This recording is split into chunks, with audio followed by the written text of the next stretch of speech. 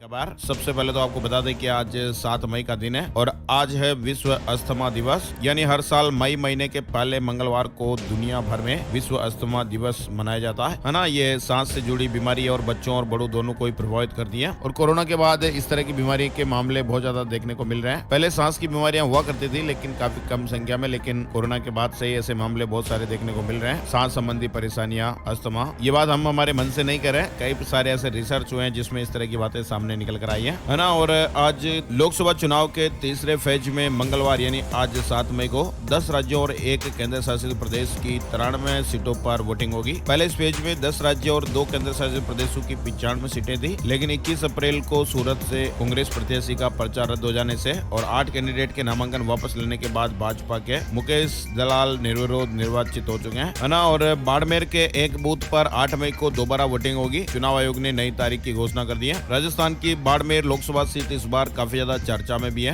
यहाँ से बीजेपी के कैलाश चौधरी, कांग्रेस से उम्मीदवार राम बेनीवाल और रविंद्र सिंह भाटी निर्दलीय चुनाव लड़ रहे हैं। और इस लोकसभा क्षेत्र में दूसरे चरण में 26 अप्रैल को मतदान हुआ था। राजस्थान की बाड़मेर लोकसभा सीट के एक मतदान बूथ पर भी मत की गोपनीयता भंग होने के कारण 8 मई को पुनर्मतदान होगा। ठीक है सर, और आगे बढ़ते हैं। बड़ी खबर है, पीएम मोदी ने कहा कि गरीबों को वापस मिलेगा लूटा हुआ धन, कानूनी सलाह ले रहा हूँ। आंध्र प्रदेश में विपक्ष पर पीएम मोदी ने जमकर हमला बोला। दरअसल आंध्र प्रदेश में प्रधानमंत्री नरेंद्र मोदी ने कहा कि वे इस बार में कानूनी सलाह ले रहे हैं कि भ्रष्टाचार से लूटा हुआ जितना भी धन है वो गरीबों को वापस कैसे मिलेगा। एक रैली को संबोधित करते हुए पीएम मोदी ने कहा, भ्रष्टाचार से लूटे गए गरीबों के धन को वापस करने के बारे में कानूनी सलाह ली जा रही है ना। और दिल्ली एलजी की सिफारिश हुई है, केजरीवाल की एनआईए जांच हो। दिल्ली सीएम पर सिख फॉर जस्टिस समेत खालिस्तानी संगठनों से 133 करोड़ रुपए लेने का आरोप भी लगा है। इंडिया में अब चल रहा सर्विस सेक्टर का सिक्का टूटा 14 सालों का रिकॉर्ड। एक तरफ दुनिया मंदी की चपेट में है तो वहीं इंडिया तेजी से ग्रोथ की चढ़ाई चढ़ रहा है और इन सब के बीच भारत में सर्विस सेक्टर की ग्रोथ अपने 14 साल के रिकॉर्ड उच्चतर स्तर पर है। वहीं बड़ी खबर में आप देखिए झारखंड में किस तरह से नोटों के पहाड़ मिल रहे हैं। मोदी माल पकड़ रहा है, पीएम मोदी ने विपक्ष पर हमला बोला है। पीएम मोदी ने उड़ीसा में कहा कि बीजेडी 25 साल में मुश्किलें कम नहीं कर पाई है। एक बार भाजपा को मौका देकर देखिए, 5 साल में हम उड़ीसा को नंबर 1 बना देंगे। भाजपा आपकी हर समस्या का समाधान करेगी। भाजपा के लिए आपका कल्याण ही सर्वोपरि है। पीएम मोदी ने झारखंड में ईडी की कार्रवाई का भी जिक्र किया है। दरअसल झारखंड की राजधानी रांची में सोमवार को ईडी की टीमों ने 6 जगहों पर छापेमारी की और ईडी को इसमें 30 करोड़ से ज्यादा का कैश मिल चुका है। इधर मालदीव की अकल ठिकाने आ गई है। मालदीव में 40% भारतीय टूरिस्ट घट गए और पर्यटन मंत्री ने भारतीयों से आने की अपील की है और कहा कि हमारी इकोनॉमी टूरिज्म में भेजना है। ठिकाने आया होश तो भारत से किस तरह से मालदीव अब गिड़गिड़ाने लगा है। बाकी तो पहले जो दादागिरी थी आप लोगों ने देखी होगी, कई सारी खबरें चली। पहले हमास ने सीज फायर के प्रपोजल को स्वीकार कर लिया है। हमास नेता ने कतर के पीएम से फोन पर बात कर शर्तें मानी है। युद्ध विराम 3 चरणों में संभव होगा। शराब नीति घोटाला के कविता की जमानत याचिका खारिज हो गई है। कोर्ट ने कहा कि राहत देने का ये सही वक्त नहीं है। 15 मार्च को गिरफ्तार हुई थी। बीएसएनएल वालों के लिए तो बड़ी खुशखबरी आ चुकी है। बीएसएनएल देश भर में अगस्त से 4G सर्विस की शुरुआत करने जा रहा है और ये टेक्नोलॉजी स्वदेशी होगी।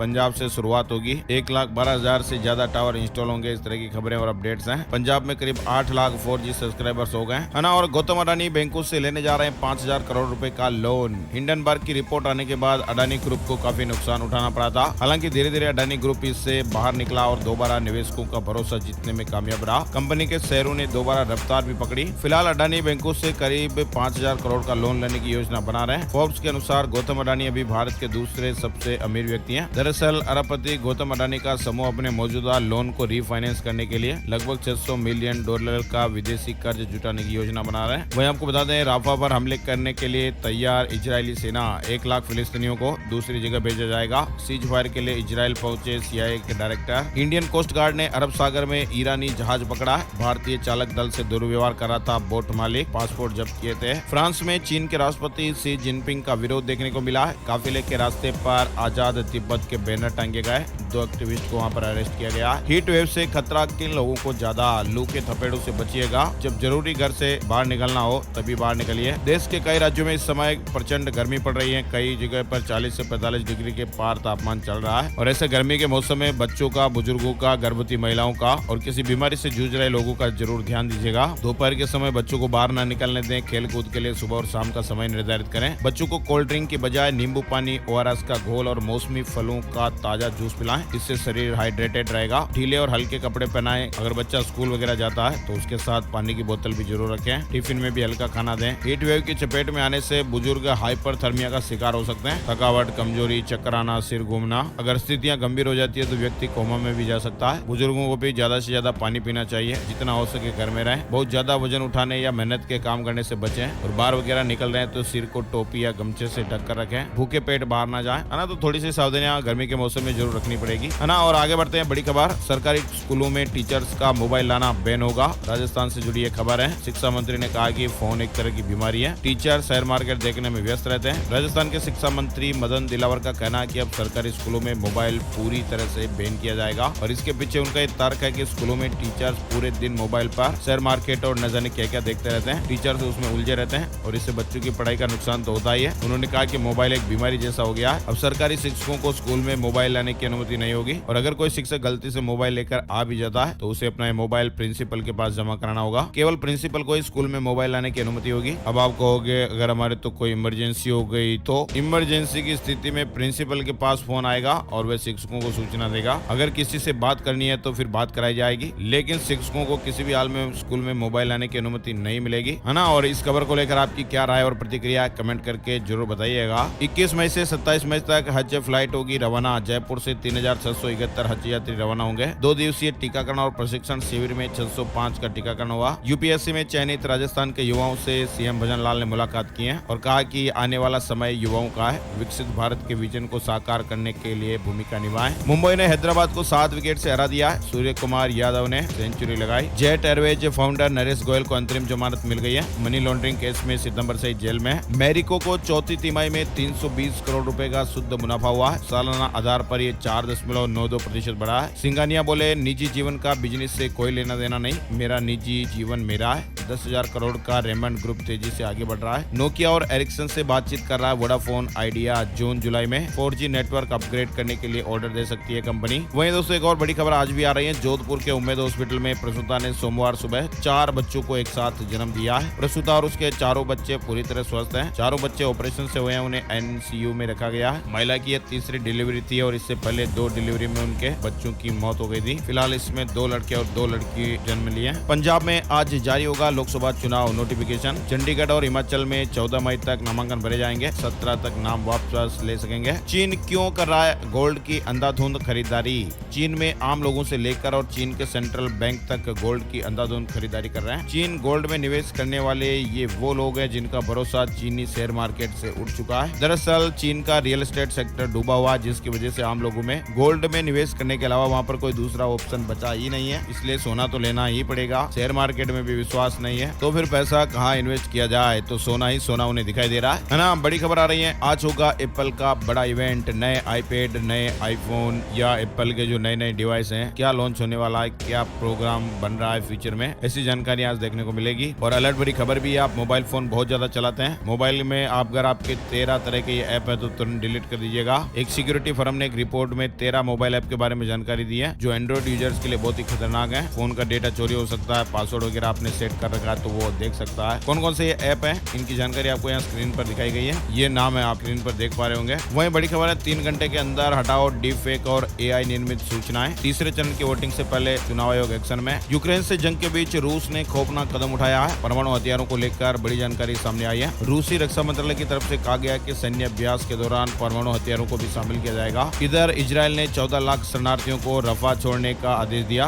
और उधर युद्ध विराम प्रस्ताव पर हमास सहमत हो गया है। राहुल गांधी ने कहा कि हम रिजर्वेशन को 50% से आगे बढ़ाएंगे। अलीराजपुर में कहा कि कोर्ट ने जो 50% का लिमिट लगा रखा है उसे हटा देंगे। केंद्र सरकार और कर्मचारी चयन आयोग पर 1,25,000 रुपए का जुर्माना लगा। 11 साल से जवाब पेश नहीं किया। हाईकोर्ट ने कहा कि यह सुस्त रवैया और नरमी नहीं बरत सकते है ना। और सुनीता केजरीवाल आएगी पंजाब। जालंधर, लुधियाना और अमृतसर में इलेक्शन कैंपेन को आगे बढ़ाया जाएगा। प्रोग्राम तैयार हुआ है। ICSE और ISC बोर्ड रिजल्ट जारी हो गया है। अक्षय तृतीया से पहले सोने चांदी के दामों में भी तेजी तेजी देखने को मिली है। सोना 71,621 रुपए पर पहुंचा। चांदी भी 80,965 रुपए प्रति किलोग्राम पर बिक रही है। 10 मई को खुलेंगे केदारनाथ धाम के कपाट। सोमवार को ओंकारेश्वर ऊखीमठ से शुरू हुई डोली यात्रा। 9 मई को ये डोली पहुंचेगी केदारनाथ मंदिर। Share market news update. Sensex 17 अंक की तेजी के साथ 73,895 पर बंद हुआ। निफ्टी में 33 अंक की गिरावट रही। कोटक महिंद्रा बैंक के शेयर में 5% की तेजी देखने को मिली। IRE, DA, REC और PFC के शेयर बहुत ज्यादा दड़ाम हुए।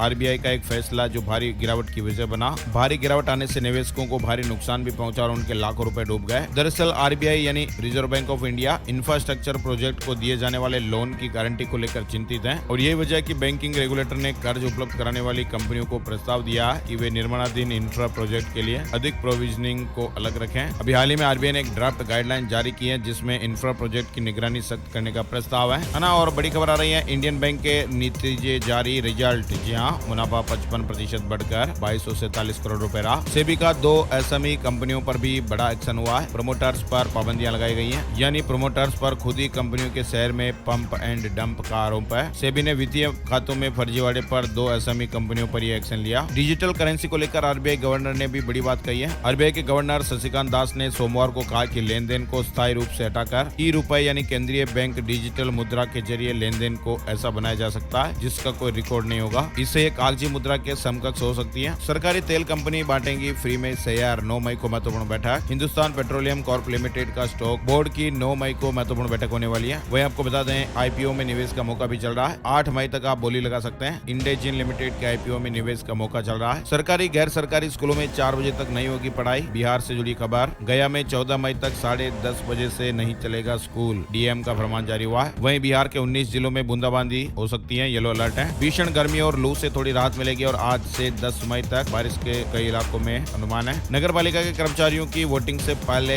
बल्ले बल्ले।